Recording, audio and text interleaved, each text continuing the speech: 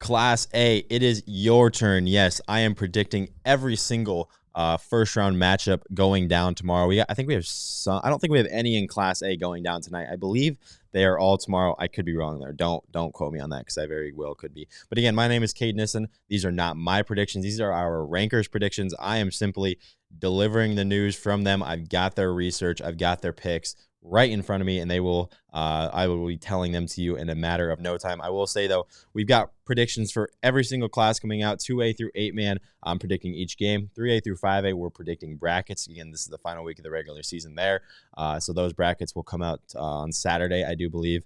And later today, Talk IA Week 9, Nick Fox and we're going to be breaking down the whole slate across all classes. We're going to be talking about,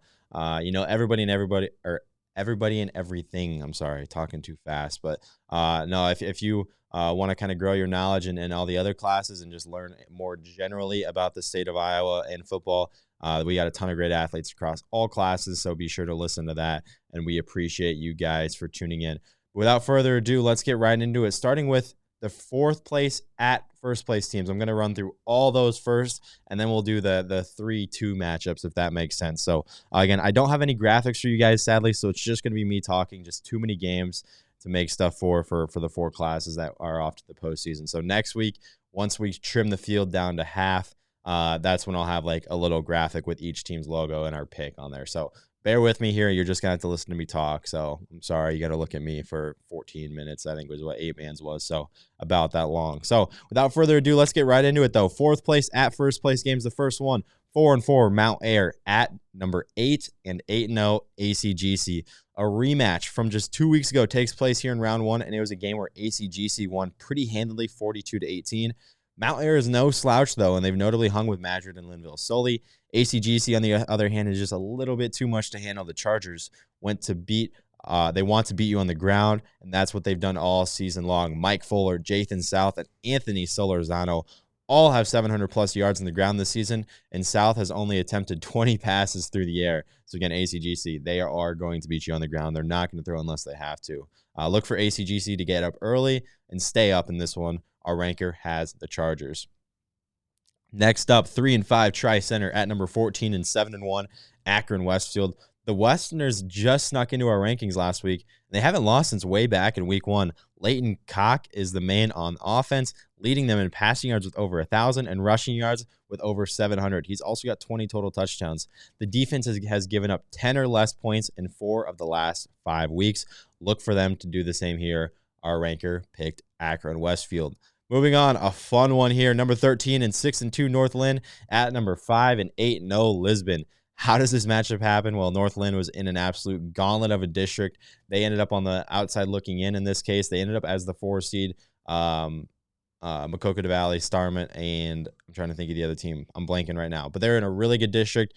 They ended up on the outside looking in with tiebreakers and all that jazz. So they end up as the 4 seed. Easily the best 1-4 matchup here, and it could be the best matchup in the entire class. Jake Van Etten and the Lynx are undoubtedly way better than a 4 seed, but that's where they landed, and now they've got a dome caliber matchup in round 1 against Lisbon. Yes, I said a dome caliber matchup here. And Lisbon's obviously led by Dakota Clark, Baylor Spidel and company. Although our ranker does like Northland, our ranker says he thinks Lisbon is just a little too much to handle here. Give him the Lions to move on. Moving on, ICAM Manning at 4-4 at number 1 and 8-0 Madrid. Manning is no pushover here, but Madrid and Preston Wicker are just too good. The Madrid quarterback has 10 touchdowns to the air and 19 on the ground, totaling over 1,500 total yards of offense. He's a bona fide star in this class, and I have a hard time seeing this squad not make the sub-state finals at the bare minimum. Our ranker is picking Madrid here. Moving on, 2-6 Sibley O'Shaden, at number 2 and 8-0 St. Ansgar. The Saints could easily be number 1, and I don't see them having trouble in round 1. Their win over West Hancock only rose their stock throughout the year, and it could very well be a rematch down the road. Schweisau under center is solid, and this team has just been on a tear over the last 5 weeks, scoring 60 points 3 times in that span. St. Ansgar is our rankers picked. Moving on, 6-2 North Butler at number 9 and 7-1 Starmont. Starmont, they were in that really gauntlet of a district with Northland, and they ended up on the good side of things after their final regular season win over Maquoketa Valley.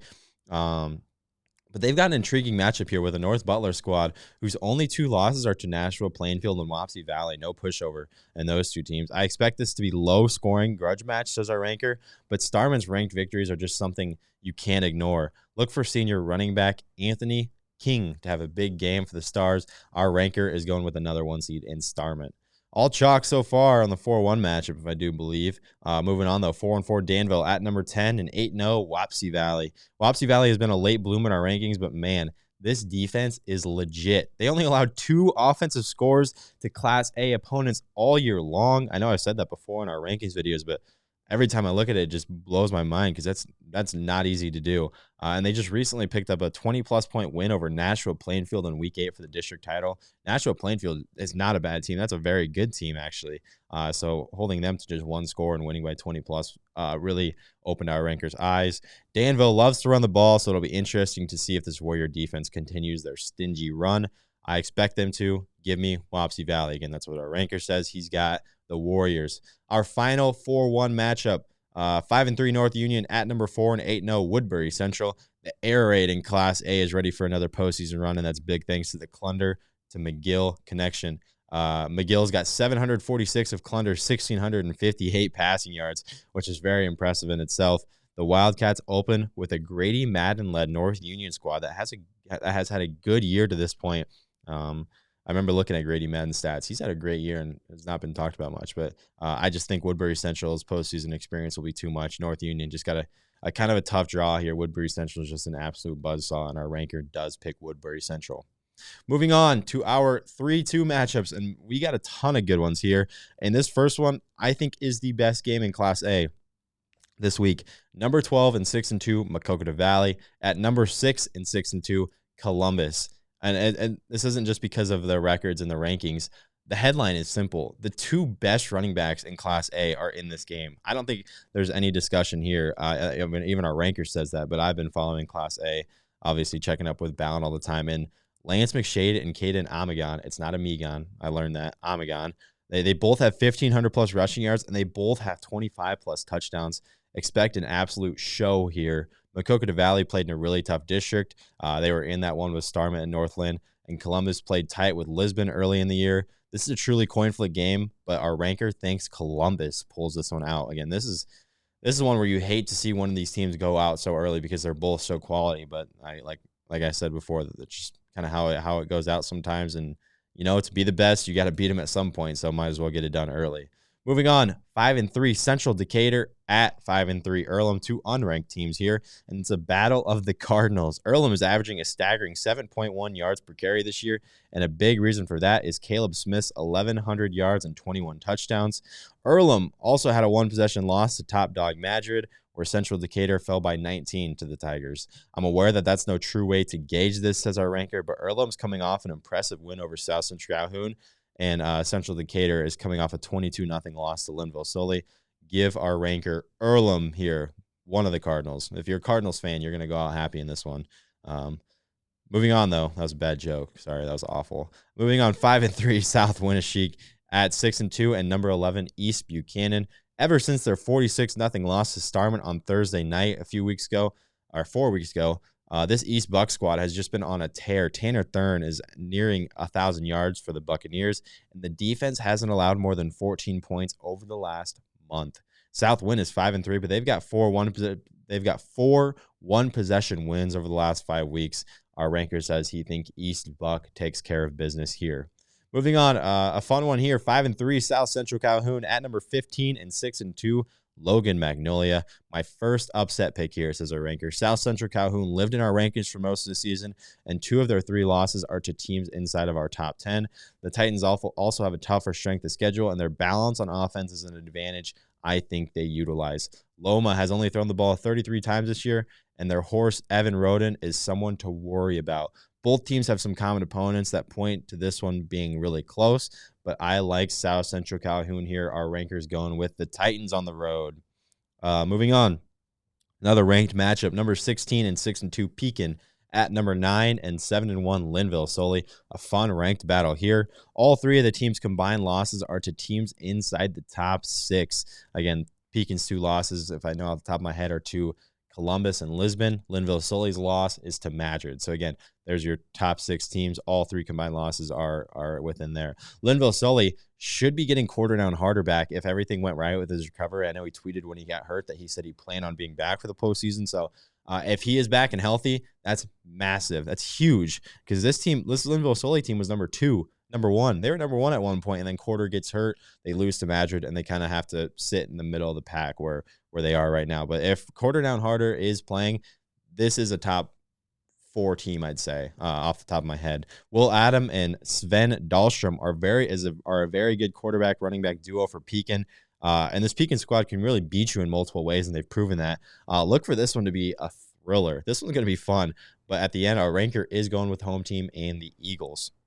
Moving on, 6-2, Kingsley Pearson at 6-2, MMCRU. Again, another unranked matchup here. 2 very evenly matched teams, and 2 teams you could really argue that should be inside of our top 16. The Royals' Jonah Peterson is having a fantastic year, throwing for 1,300 yards, 16 touchdowns, and just 5 picks. His counterpart, Bo Goodwin, is a handful as well. The quarterback wears number 34 for the Panthers, which I think is just so fun. And he's going to use his legs a little bit more frequently, like a running back. I guess that fits with the number 34. But he can still beat you with his arm. There's no doubt about that. He's a star, that's for sure. And both men under center are playmakers. This is one of those flip the coin type of games, but our ranker says his gut is telling him Kingsley Pearson. Moving on, 6-2, Lake Mills at 6-2, Nashville Plainfield, another unranked matchup here.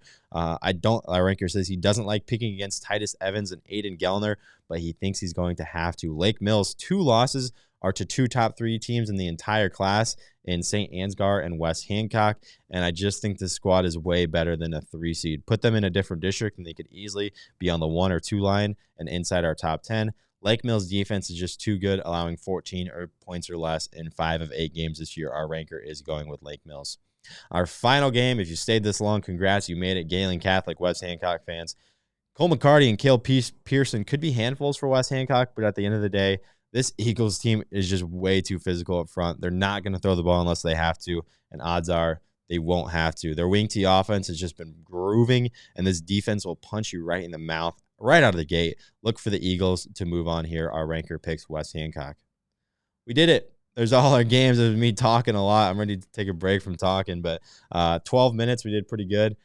Be sure to leave a comment whether you agree, disagree, maybe why you disagree. I guess don't just tell me you disagree. Tell me why, because we want to learn about these teams. Obviously, we don't get to go watch all of them. We're following a lot on Balance, so you know how the scores can't show everything that happens. So be sure to leave a comment. We are going to be following all these games very closely. Good luck to everybody competing. We appreciate you tuning in, whether we picked your team, whether we didn't pick your team. Here at IF Football, we're just trying to change how content is done here a little bit. We're trying to push the envelope and just do things a little bit differently and provide you stuff that not everybody else does. And I think this is a good start. So again, we appreciate you guys for tuning in. Like this video, comment if you enjoy this type of stuff. And Class A fans, if you advance to next week, I'll see you next week for those predictions.